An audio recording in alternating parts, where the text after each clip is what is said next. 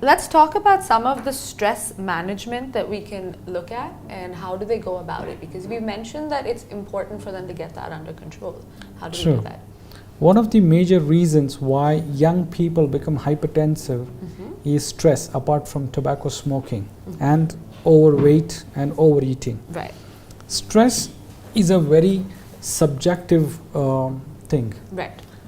If you put 10 people into the same situation, all of them do not perceive stress in the same manner.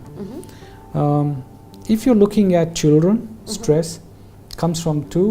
One is socio-economic. You know, if they are very poor, there's a stress.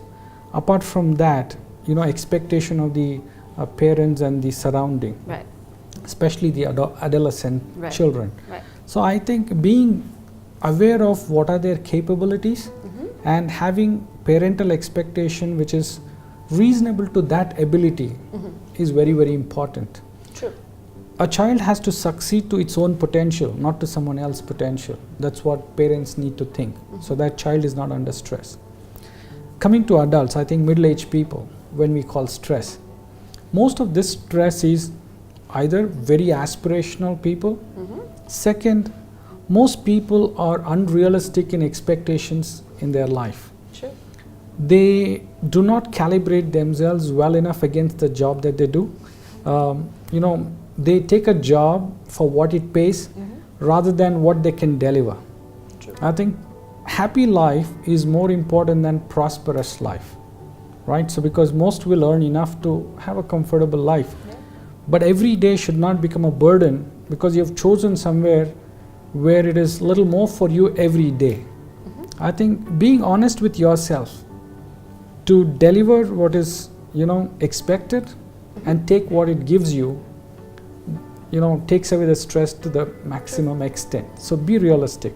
And third, when you go for a job, which all of us do, we need to be realistic that when I wake up and go to a job, I have to solve 10 problems. There'll be new 10 problems.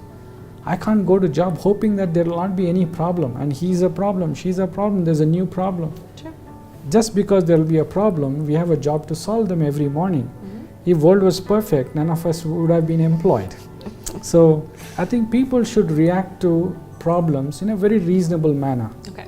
You know, take it as, yeah, this is my duty to look for 10 problems and solve and go back. And elderly and homemakers, Right.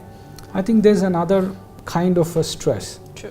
You know, they need to really sit together and talk to each other to be reasonable in the time that is spent between them. So stress is a multifactorial, but we must understand it's part of our existence. Without stress, none of us would work. But it should be, you know, motivating stress, but not detrimental to health. Very true.